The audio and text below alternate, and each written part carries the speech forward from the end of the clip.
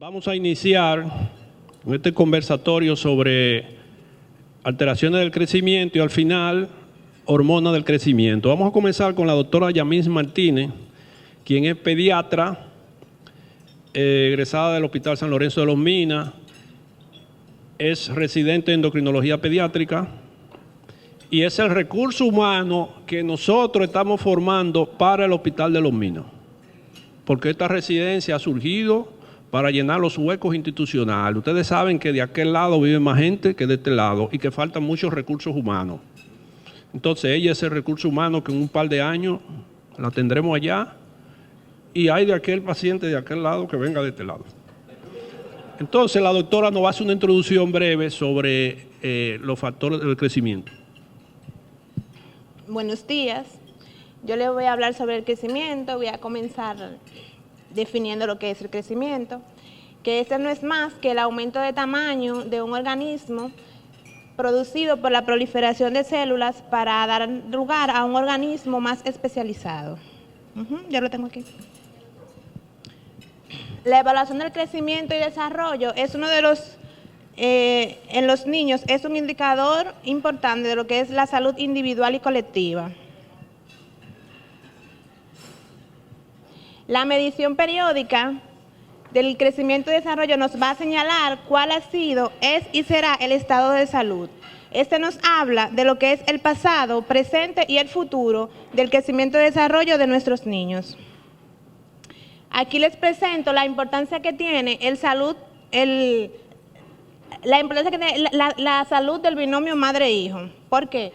Si tenemos una madre que no tiene una alimentación adecuada, entonces vamos a tener un producto que tenga afectación con el peso al nacer. Eso nos va a llevar a que afecte lo que es la salud actual. Y la salud actual entonces nos va a afectar lo que es la salud futura, agregándonos morbilidad. El crecimiento y desarrollo lo vamos a medir a través de diferentes variables como son el peso, la talla, perímetro cefálico y la evaluación psicomotora. La medición del crecimiento y desarrollo es un indicador de salud colectiva porque, midiendo las principales variables antropométricas en periodos de tiempos diferentes, obtenemos datos sobre la variación de la salud de la población. ¿Cómo lo hacemos? Con estas tablas que son estándares para medir, para poder graficar lo que es el peso y la talla adecuada para la edad. Aquí en esta gráfica, lo importante es saber que el crecimiento no es un ente solo, es un equipo de factores que tienen que armonizar para que éste se produzca. Primero tenemos los factores genéticos, después los factores reguladores, que son los factores endocrinos, hormonales, los factores permisivos, como son los nutricionales, metabólicos, ambientales, económicos, higiénicos y afectivos, que estos van a converger en los órganos efectores, como es el cartílago del crecimiento. Cabe destacar que en nuestro país el principal factor que afecta la talla son los factores permisivos, no los factores hormonales como se piensa. Muchas gracias.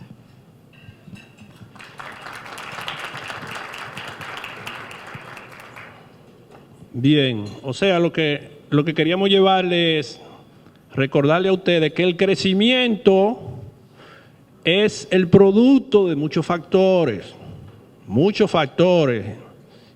y que con la historia tiene la característica de que es una pediatra altamente calificada, es especialista en nutrición infantil, también altamente calificada, y es endocrinóloga infantil y es mi mano derecha. ¿Ok? Entonces, la doctora Almanzar nos va a hablar sobre estatura baja. Muchas gracias, doctor. Buenos días, ya nos hemos conocido y ya estuvimos hablando de este tema en un tiempo atrás. Es solo recordar algunos datos en particular para que podamos introducir entonces ya la parte que el doctor va a hablar. Recordar generalidades. Como ya mencionamos antes, son varios factores que influyen en el crecimiento, no es solo uno, el genético, el nutricional, los factores endocrinos, los ambientales y obviamente el factor psicológico. Lo vamos a hablar rapidito para darle chance hacia la oportunidad de desarrollar el tema con el uso de la hormona de crecimiento.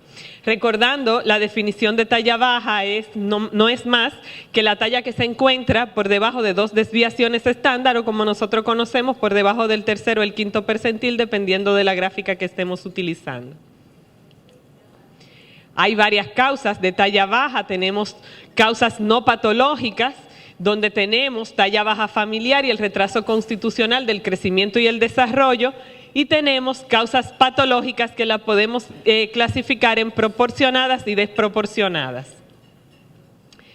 Generalidades de la talla baja familiar: vamos a tener que hay la talla baja de los padres, la vamos a relacionar con la talla de nuestro paciente, el cálculo del potencial genético de cada paciente, la edad ósea acorde con su edad cronológica, o sea, lo vemos pequeñito, pero el hueso va acorde con su edad cronológica. Y generalmente este tipo de pacientes no hay un beneficio específico en la terapia hormonal, porque ellos ya es una condición genética familiar. Bien, recordando lo que es el cálculo del potencial genético, que ya lo habíamos mencionado antes. En el caso de las niñas, talla paterna más talla materna menos 13 sobre 2, y en los niños la igual fórmula, pero más 13 sobre 2. Con más o menos 2.8 o 2.9 desviaciones estándar, o sea, por encima y por debajo, nos da una talla diana, que es la media, y colocamos 1.8 o 1.9 desviaciones estándar por encima y por debajo. Dentro de la no patológica tenemos el retraso constitucional del crecimiento y el desarrollo. Se observa más bien en la adolescencia. Tenemos antecedentes familiares de que uno de los padres presentó esta situación, edad ósea atrasada, y la talla final al terminar es concordante con su target genético o la talla diana que se esperaba. Y aquí tenemos 2 gráficas de ambas situaciones no patológicas. La primera, observamos que es una talla baja que viene creciendo adecuadamente por debajo del quinto, pero muy cerca del mismo. Y la segunda, vemos el paciente que viene en el 10º percentil y que luego cae al quinto, pero con los antecedentes que teníamos anteriormente, vemos cómo él sube posteriormente y alcanza su talla genética familiar.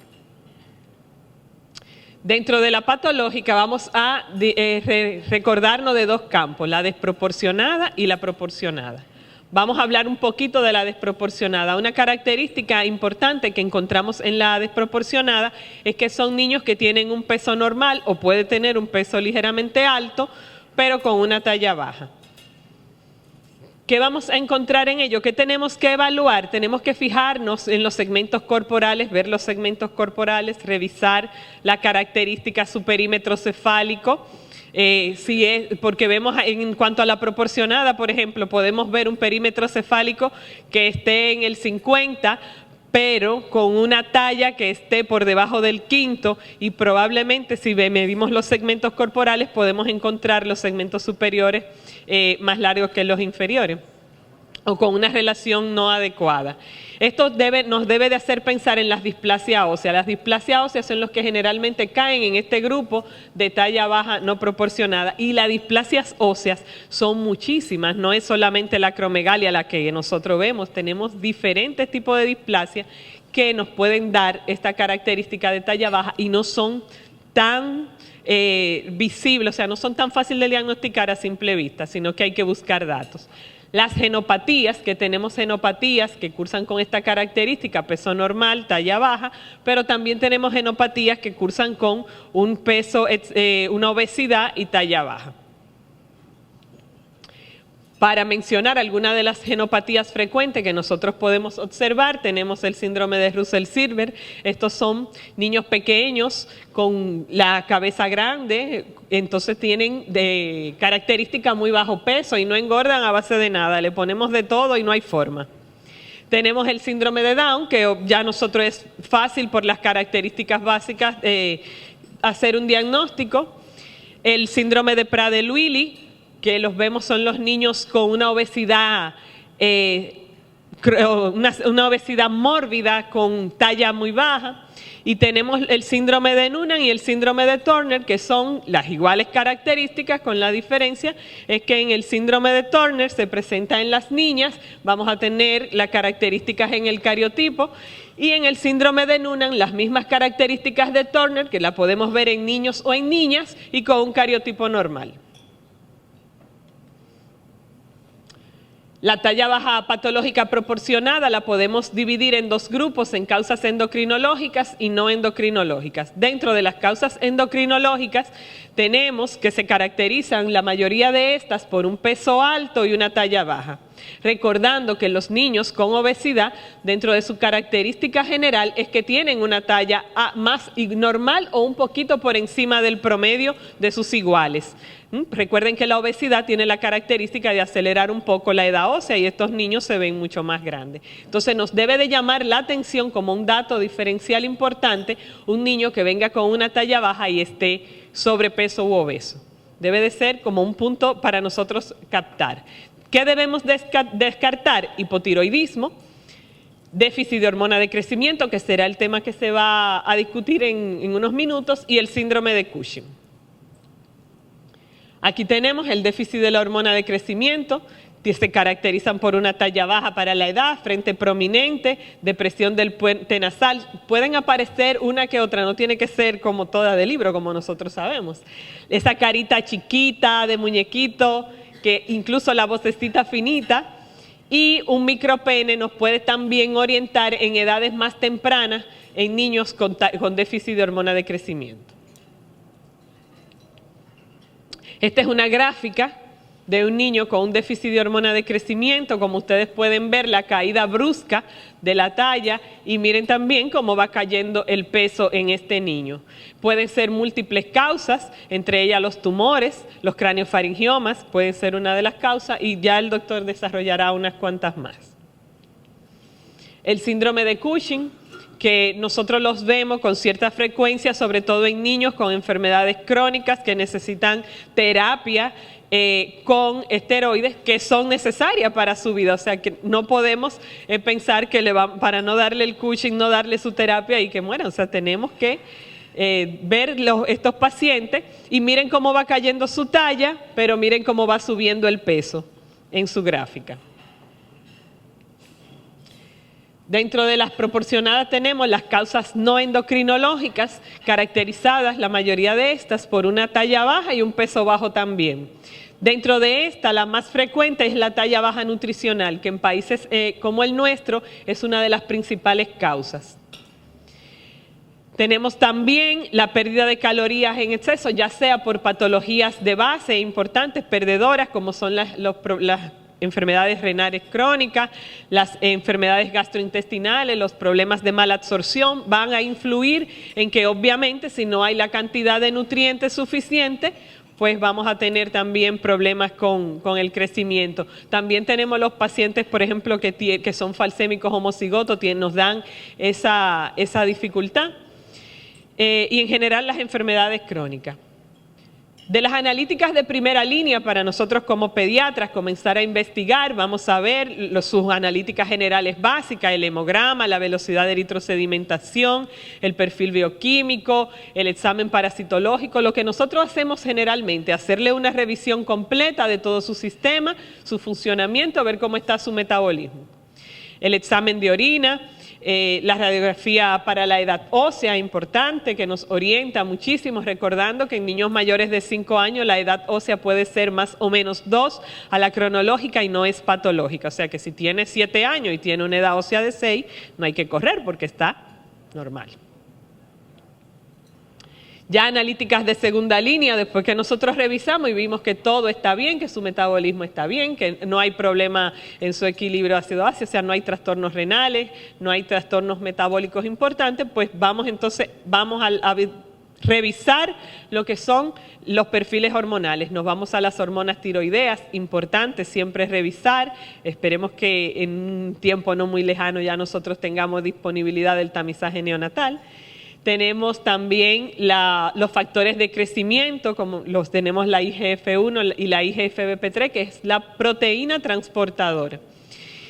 las pruebas de estímulos para ADH, que ya el doctor la desarrollará, y los cariotipos, sobre todo cuando sospechamos genopatía, la más frecuente, como nosotros vemos, el síndrome de Turner, en niñas, hacer el cariotipo. También tenemos, por ejemplo, los niños con Prader-Willi, que le podemos hacer, pero necesitan un cariotipo especial con inmunofluorescencia, que es un poquito más, ¿verdad?, para nuestros pacientes, más costosito. Si tenemos sospecha de que puede tener una enfermedad celíaca, pues ya lo dirigiremos a los especialistas que trabajan en esa área, teniendo en cuenta en que se le haga la investigación adecuada. La serie ósea, cuando nosotros tenemos esa talla baja desproporcionada, debemos de pensar, esos niños que tienen un peso normal, todo adecuado, pero la talla va para abajo y están bien alimentados, vamos a ver. Y las características, si tenemos un perímetro cefálico que está en 50 con una talla por debajo del quinto, nos puede orientar. Y descartar displasia ósea. El cortisol en sangre, obviamente, o libre, si nosotros tenemos algún estigma de Cushing, investigarlo, siempre y cuando no tengamos ya la historia anterior, que es lo más frecuente en pediatría, que sea secundario a una terapia, porque ya sabemos la causa. En general, esto fue una revisión rápida, un paseo por lo que es la talla baja, y ahora vamos a continuar con el tema y el plato fuerte de esta mañana, que es el uso de la hormona de crecimiento. Muchas gracias. Y el exceso de hormona del crecimiento trae problemas. Eso termina muriendo por diabetes o otras complicaciones. Lo interesante de ese señor era que cuando las mujeres le preguntaban que si el aumento, que si era todo, que si estaba todo proporcional, él siempre hacía esa anécdota de que cuando le paraban le preguntaban que si era todo. Ok. Da la siguiente. Entonces aquí el otro extremo, ¿no, verdad? El otro extremo, el más pequeñito. Déficit de hormona del crecimiento en la época en que no estaba disponible. Dale. Ok, entonces, ¿hacia dónde vamos en cuanto al crecimiento? Seguimos. No, seguimos, que ya eso se presentó. Dale, yo sé dónde nos vamos a detener. Ok. Dale el anterior. Ok, entonces fíjense. ¿A quién le vamos a poner hormona del crecimiento? ¿O al que le falta? Esa es la indicación. Para eso se hizo la hormona del crecimiento. Bueno, me falta hormona, te voy a poner hormona. Primero era una hormona de cadáveres. Después ocurrió que apareció una variante de la enfermedad de la vaca loca. Se llama síndrome de Khrushchev, porque a través de la hipófisis, de esas hipófisis de cadáveres, pasaba una proteína que provocó degeneración del sistema nervioso. Se murieron varios niños y como allí está todo computarizado, vieron que tenían en común eso y retiraron eso del mercado. Entonces ya la hormona del crecimiento sintética estaba en investigación. Y los pacientes lo pasaron a research, lo pasaron a investigación. Hasta que por ahí por el 85 ya la FDA le dio visto bueno. Ustedes saben que hay que esperar un tiempo, 10, algunos 20 años, para pasársela a la población. Entonces, ¿qué ha ocurrido? Díganme qué ha ocurrido. Que como comenzó a producirse la hormona del crecimiento por ingeniería genética, igual como se produce insulina, igual como se produce el factor de crecimiento epidérmico, entraron, ahora mismo hay en el mundo más de 20 fábricas produciendo hormona del crecimiento, pero los deficientes de hormona del crecimiento son un poquito, son un chin. Entonces hay exceso de hormona del crecimiento en el mercado. Y como es natural, hay que buscar a quién ajustarle esa hormona del crecimiento. Es un mercado que hay que poner, hay que buscar a quién se la vamos a poner. Entonces, por eso vamos a encontrar varias indicaciones de hormona del crecimiento en pediatría. Vamos a encontrar uso de hormona del crecimiento en adultos. Vamos a encontrar uso de hormona del crecimiento en la tercera edad. Y otra serie de indicaciones cuestionadas. Pero es buscándole salida. Cuando hablamos de este tema, el tema de hormona del crecimiento se ha ido de la parte médica hacia la parte comercial y ética. O sea, hemos girado hacia este lado. lamentablemente. En pediatría, la hormona del crecimiento, la indicación absoluta es el que le falta. ¿Cómo hacemos el diagnóstico que le falta hormona del crecimiento? No es sencillo, no es fácil. Fíjate que yo soy especialista en esto. Porque tú tienes que juntar 4 aspectos, poner 4 aspectos aquí sobre la mesa. Y tú decís, hay que poner el déficit de hormona del crecimiento. Tienes que juntar 4. Primero, la historia clínica. ¿Hay una historia clínica en el paciente? Cuando tú observas su historial anterior, hubo algo que le afectó su cerebro. Hiperbilirrubinemia, convulsiones, hipoglicemia, trauma. Con frecuencia hay una historia anterior que tú la puedes identificar. Mira aquí. Pene pequeño en el varón. O sea, hay una serie de datos en la historia que sugieren déficit de hormona del crecimiento. Primer dato, la historia. Aquí tengo la historia. Segundo dato, la antropometría, la curva de crecimiento del muchacho o de la niña. ¿Cómo viene creciendo? ¿Qué pasa? Que usualmente cuando llega donde uno, tú nada más tienes un punto. Aquí lo tengo. ¿Y cómo ha venido creciendo? Algunos pediatras te pueden mandar las medidas, otros no, tú tienes ese punto nada más. Pero la curva de crecimiento es fundamental. Y dentro de la curva de crecimiento, la estatura de los padres. Tiene que medir los papás. Oye, a veces entra una mujer y ahí que te dan por aquí y el esposo, un poquito más que yo. Entonces, quieren que el hijo sea un centro de basquetbol. Entonces, hay que medir los padres, yo le voy a explicar. Entonces tenemos la historia, la antropometría, las imágenes. Hay que hacerle la radiografía para ver cómo está la edad ósea. En déficit de hormona del crecimiento, la edad ósea se queda atrasada, bien atrasada, bien atrasada. Y en el hipotiroidismo también. Ahora, una talla baja con edad ósea igual, probablemente no sea déficit de hormona del crecimiento. Ahí entran las tallas bajas familiares y otro tipo de problemas. O sea, la edad ósea es fundamental y también nos va a hablar del futuro del paciente. A veces tú le indicas una edad ósea a un paciente y la mamá te llama alarmada, mire, que tiene 2 años atrás, tiene 3 años. Entonces tú le dices, ay, qué bueno.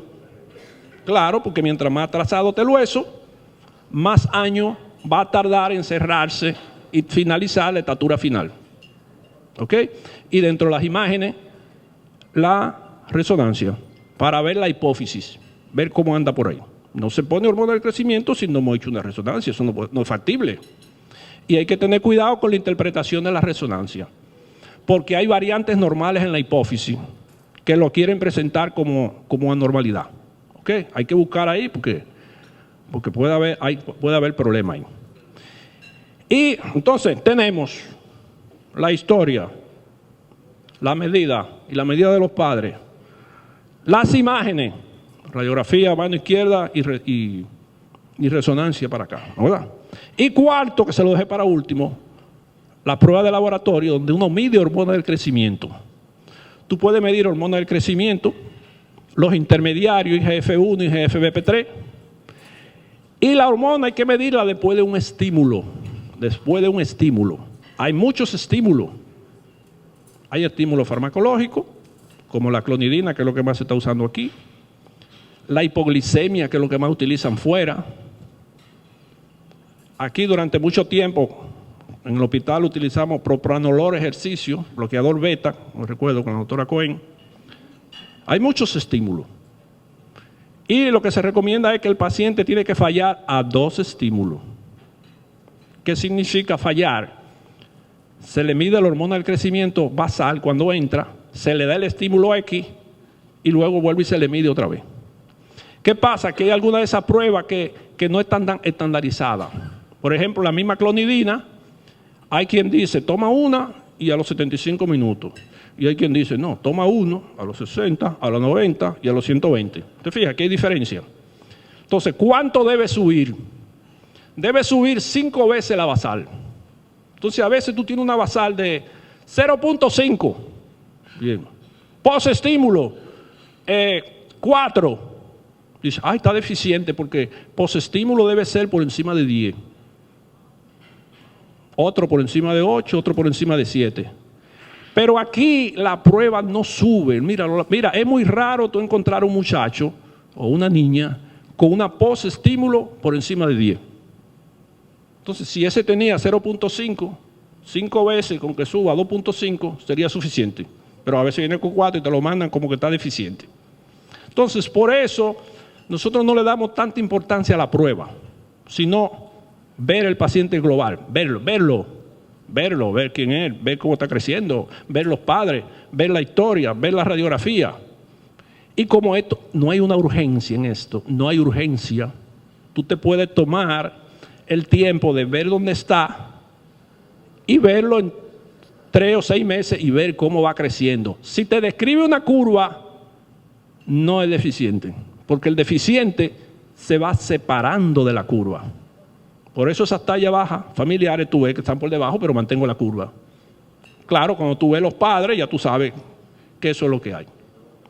Entonces, con todos esos elementos, nosotros decimos, sí, hay que ponerle hormona del crecimiento, que es bastante cara, por cierto, ¿verdad?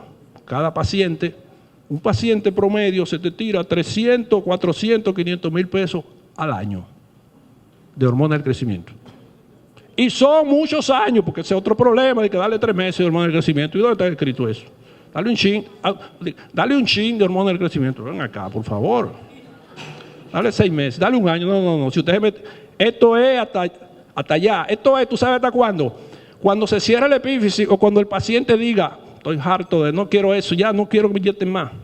O cuando la estatura sea una estatura adecuada para él. Ya superó la mamá, ya se puede dejar así. Porque es una... Entonces, como esto es caro, hay que seleccionar muy bien a quién se la vamos a poner. ¿Ok? Hay que seleccionar muy bien.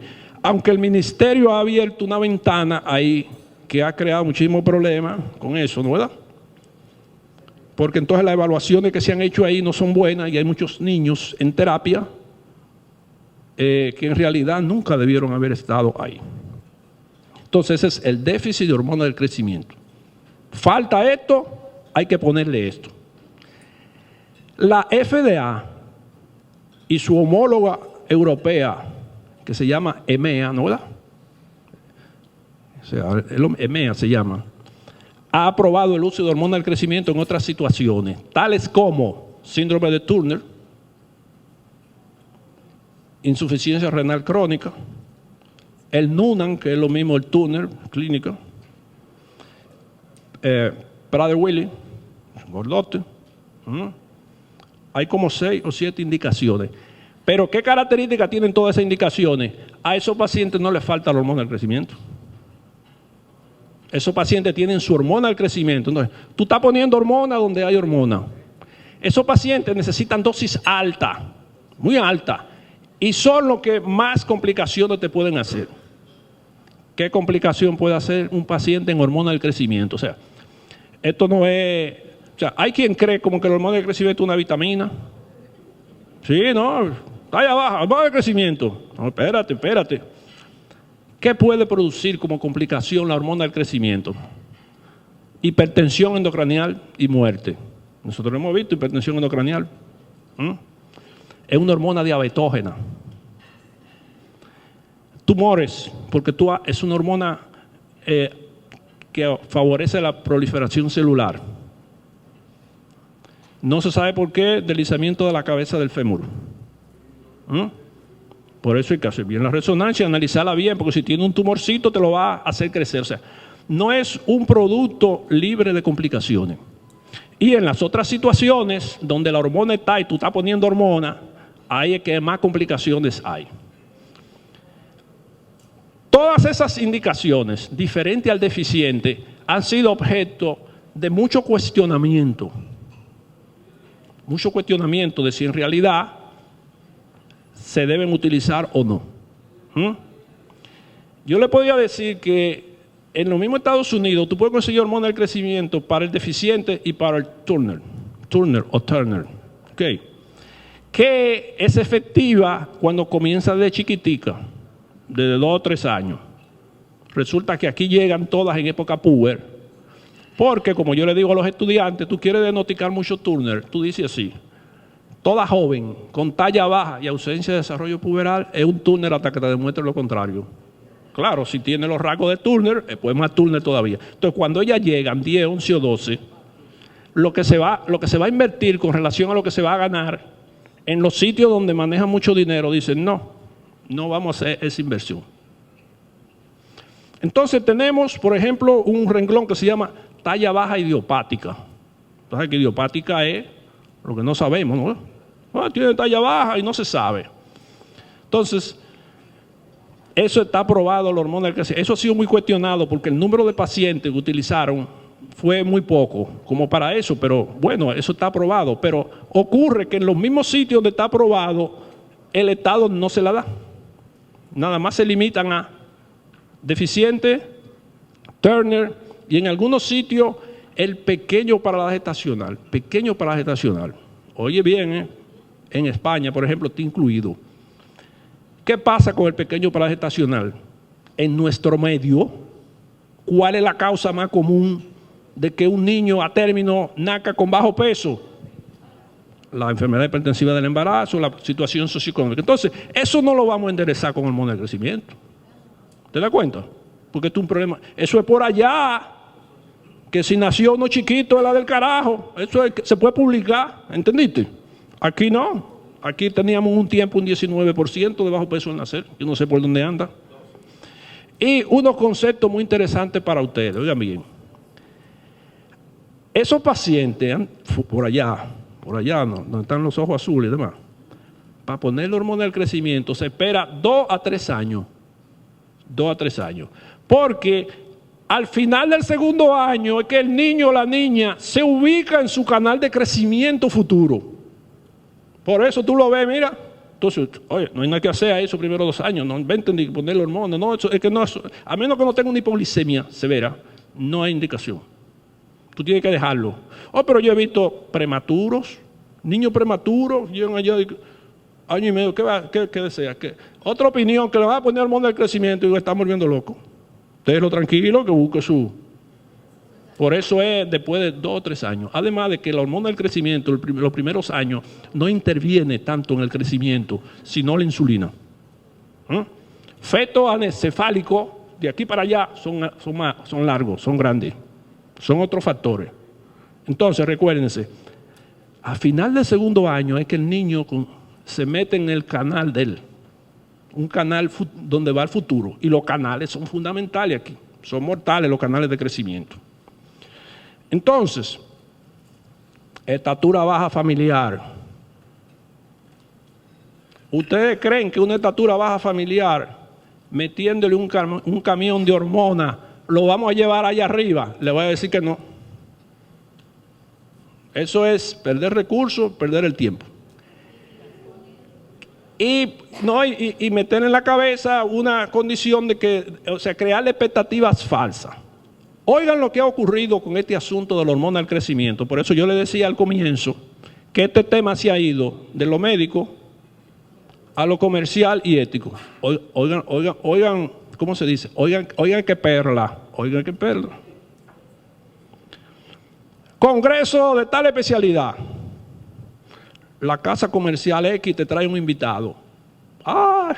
Eso es fatal. O sea, ¿qué hacen los visitadores a médicos cuando llegan a nuestro consultorio? Traen una bibliografía, ¿no da? Doctora, mire este estudio para que usted lo revise. Un estudio que habla de la eficacia de su producto, un estudio dirigido, ¿verdad? Y él se encarga de decirte otras cosas más. Entonces, ¿qué pasa? ¿Qué pasa con el asunto? Hay lo que se llama el conflicto de intereses. Cuando se analizan, por ejemplo, uso de hormonas del crecimiento en talla baja familiar, ¿no verdad? Se hace lo que se llama una revisión sistemática. Se cogen 30 publicaciones. Ok, vamos a analizar a ver qué pasó. Cuando se sacan las investigaciones apoyadas por las propias casas comerciales de hormonas, vamos a sacar esa, porque esa los resultados no saben cuáles son. vamos a presentar la independiente. Ah, no, pero no, eso no da resultado. ¿Entiendes? O sea, hay una contaminación grandísima con la literatura. Entonces tú tienes que tener cuidado. Tienes que tener cuidado. Por ejemplo, las sociedades especializadas, ¿verdad?, deben manejar quienes ellos traen. No dejar que las casas te traigan. Porque el que trae la casa sabe por qué lo trae. Y se sabe de lo que va a hablar. Por ejemplo, en la especialidad hay disertantes. ¿Quién lo trae? Fulano. Ah, ya yo sé lo que va a hablar. Ya yo me sé la conferencia de él y cuál es el resultado. Entonces hay que estar muy pendiente de este tipo de situación. Primero, no hay prisa. ¿Cuál es la prisa? Segundo, vamos a estar seguros de lo que estamos haciendo. No, o sea, no vamos a hacer daño. ¿Entiendes? Ni vamos a crear falsas expectativas tampoco. Nosotros tenemos una limitación genética hasta dónde vamos a llegar. No han inventado nada que sí, mete el hormona de crecimiento, pero para gigantismo, y ahí tú vas a crear otro problema. Para tú llevarlo allá arriba, ¿no? Hay una limitación genética. Tú puedes garantizar que genéticamente lleguemos hasta ahí. Y eso tú lo puedes hacer con una buena nutrición, que no esté anémico, desparasitándolo, que haga sus ejercicios, que duerma bien. Tú puedes garantizar eso. Ahora, podemos alargar eso, tirarlo eso. Eso no es ético. Y tú vas a crear otro problema. Nosotros tenemos por ahí otro problema con una medicina, que no me voy a referir a eso, ¿tú ves? Que es medicina para parar la pubertad normal, que eso no es ético. Eso no es ético. Eso no, y además esa medicina no está registrada para eso. Usted está cayendo en el plano experimental. Eso no es así. ¿Ok? Entonces tenemos que ser cuidadosos con hormonas del crecimiento. La vamos a utilizar donde sea preciso y donde estemos seguros de que así es, ¿verdad? Pero lamentablemente hay quienes, como les digo, ¿verdad?, hay quienes han transformado los consultorios en un deli. Un deli. Entra la mamá, ¿qué le pasa? Está más chiquito que los otros. Ah, sí, hormona del crecimiento. Y cuando tú evalúas el historial, ¿no? Dice, pero no, este problema de crecimiento es por esto. Atención a los problemas crónicos de los niños. Mira, esos muchachitos que no salen de una amigdalitis, que no salen de una hipertrofia de adenoides, que no salen de una asma no controlada, no van a crecer bien. Hay niños que tú le sacas la amígdala y la otra, la adenoide, se hacen obesos. Claro, tú le quitaste el foco de infección. Esos muchachitos malos comedores no van a crecer bien. Y tú lo ves en la clase media, tú lo ves. Coge una buena historia y tú te vas a dar cuenta. Ayer nosotros vimos una señora preocupada por el crecimiento, sí, está un poco bajito, pero y entonces ella no trabaja, el marido trabaja en una guagua, son 5. ¿Tú vas a resolver eso con el modo de crecimiento? No, tú lo tienes que resolver con comida y con trabajo. Entonces tenemos que ser cuidadosos con el uso de este producto que tiene su indicación precisa. ¿Ok? O sea, no se pueden llevar de que no. Eso tiene su indicación. Entonces, miren, vamos a ver una curva para yo enseñarle algo que le va a ser muy útil.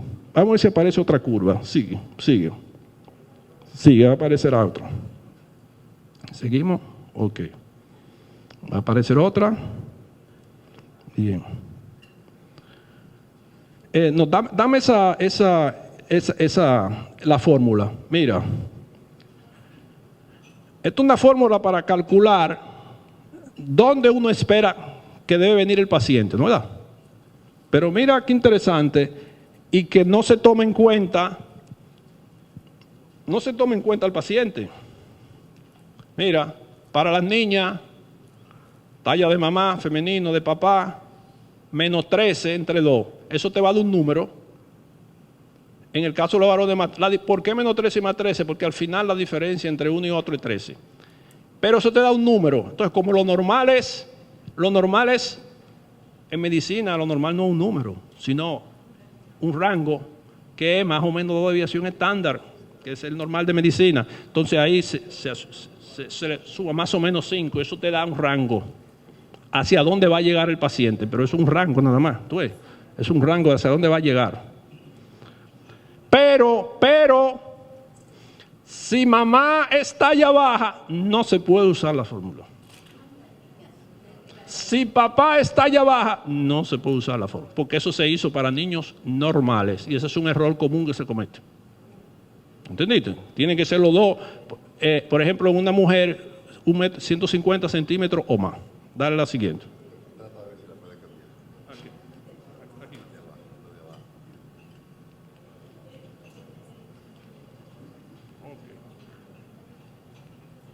Mira, esos pacientes, oye, estos pacientes con uno verlo, oye, tú verlo, ya tú sabes qué es lo que hay, ¿entendiste? Tú no ves la dismorfía que tiene, ¿eh? Oye, lo quieren arreglar con hormona de crecimiento, eso es un problema del cartílago, eso es lo que se hace elongación del fémur por 9 o 10 años y se pone más grandecito aunque sigan cabezones como quiera, tú ves. Mira la carita de muchachito típico, ¿no verdad? Pero eso lo vemos nosotros en los hospitales. Esos que tienen años y años nunca han ido. En la privada no se ve eso. Tú lo que ves es que la curva va bajando. Si tú descartas por qué la curva va bajando, entonces nos vamos a los otros aspectos. ¿Tú ves? A veces si la mamá se fue para España, la curva le baja. ¿Tú sabías eso? Nosotros lo vemos eso.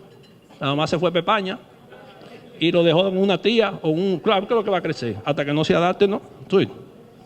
Mira la carita. Carita, y esa grasita, sí, esa grasita aquí,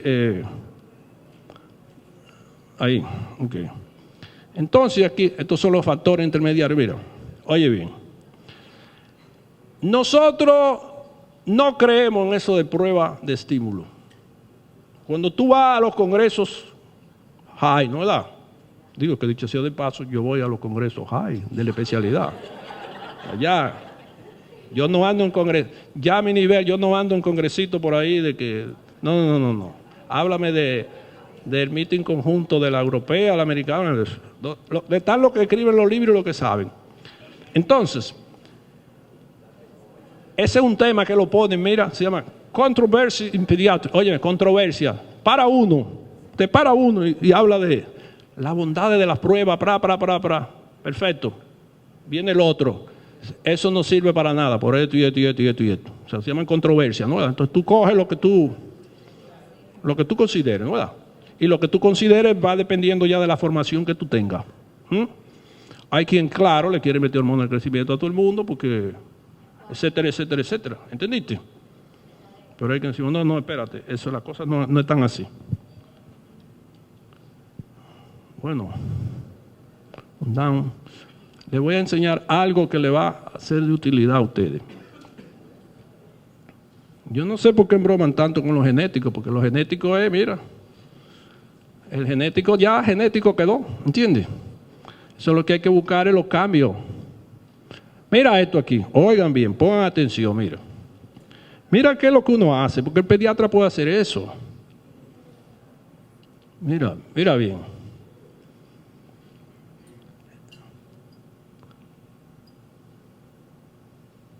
Llega el paciente, vamos a ponerlo aquí.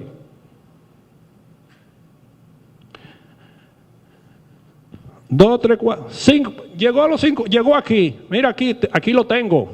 Dice, contrale, está ahí en el borderline. Ah, sí, muy bien. ¿Ves? Ok. Pero yo no sé lo anterior. Pero mira tú, aquí sí, bajó, pero no tengo esto. Entonces usted va a medir a su mamá y a su papá y lo va a poner aquí, mira, aquí. Tú. Yo te dije a ti la cosa esta, como es, que eso no. Mira eso. Aquí, mira. Creo que, mira, aquí, mira. Tú mides, es tu varón, ¿no verdad? Tú mides a la mamá. La mamá está aquí, por ejemplo, este paciente, la mamá está aquí, 155, tú lo pones ahí, ¿no?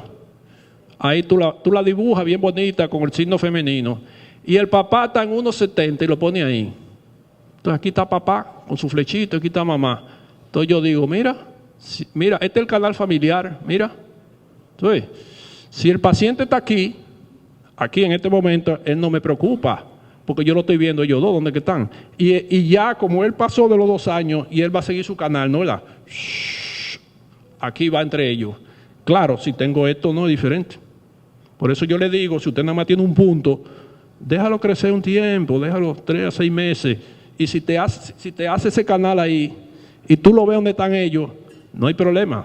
Es que va ahí, que va al canal donde se espera. Mira, aquí mira el problema aquí. Vamos a ver. Mira dónde está aquí y mira cómo viene. Tú oye, mira cómo viene. Entonces, viene aquí. O sea, él viene por debajo, pero vengo. Pero fíjate una cosa, si tú ves la distancia de aquí a aquí y la distancia de ahí a ahí, él se va alejando. ¿Tú te das cuenta que se va alejando? Entonces aquí hay un problema, ¿no? Hay un problema. Pero eso me lo dice la curva. Cuando los pacientes se quieren ir fuera del país a evaluar, lo que te piden de allá es que le mande la curva. Porque en la curva tú ves todo lo que está pasando. Que mande. Digo, ¿qué curva le voy a mandar si yo nada más lo he visto usted una vez? Nada más tengo un punto. Yo le escribo así mismo. Just one evaluation. Punto. No tengo seguimiento, no te puedo decir. Oye, no hay seguimiento. Tú ves. Ese ya lo vimos, ¿no? Ahora vamos para atrás, espérate. Bien. Entonces mira aquí, mira. Tú ves. Mira. Estaba aquí. Venía muy bien. Tú ves que viene su canal. Para eso fue que se hicieron los canales. Usted tiene que pesarlo y medirlo y poner el puntico. Y usted se da cuenta cómo viene. ¿Tú ves? Si no pone el puntico no te puedes dar cuenta. Ahí, perfecto. Inclusive si sigo para allá, mira, por aquí están los padres. Pero aquí se desvió, mira. Dice, aquí hay problema. Hay problema serio. Mira, la curva lo dice todo. Por eso hay que darle más importancia a la curva. La curva lo dice todo, muchachos. Nosotros tenemos pacientes que nada más lo seguimos por la curva. Y la curva te dice si le falta hormona, si no le falta hormona. Y ya una vez que está tratado, la curva tiene que mejorar. Nosotros hemos visto pacientes con 3 años en hormona del crecimiento, con la misma curva que antes de la hormona. Eso es dinero perdido y pullones perdidos. Porque ese es otro problema, ¿no es verdad? A veces ponen hormona y no saben cómo lo van a seguir. Falla en el seguimiento. Si usted pone hormona, tiene que mejorar el paciente. Si no, no está haciendo nada ahí. Déjame ver si encontramos. Alertando para atrás. Ok. Bueno, eso es lo que hacen perinatología, ese edema ahí. El Turner comenzando, síndrome de Borne-Willer, que se llamaba. Bien. Míralo ahí. Borne-Willer, que todavía me recuerdo yo de eso. Bien. Ok. Entonces, en resumen, la hormona del crecimiento tiene su indicación. Precisa el deficiente. En todo lo demás, no hay una precisión de que, como dice la Sociedad de Endocrinología Pediátrica hace unos años, no hay seguridad de que al final habrá una mejoría importante en la estatura del paciente no deficiente de hormona del crecimiento. O sea que tú tienes que cuestionar muy bien. Ahora, hay pacientes que podrían beneficiarse o no de la hormona, dependiendo de la situación que sea. Si tienen su cuarto, ese es el problema de ellos. ¿Entendiste? Pero lo que no podemos es forzar situaciones que el paciente no puede, ni tampoco acabar con el Ministerio de Salud, inundando al Ministerio de indicaciones imprecisas que no son, cuando faltan otras cosas prioritarias. Entonces el mensaje es eso. Hormona del crecimiento, al que le falta, bien documentado. Lo demás, no hay una seguridad de que eso sea efectivo. ¿Ok? Bien. Pues muchas gracias. Si tienen alguna pregunta.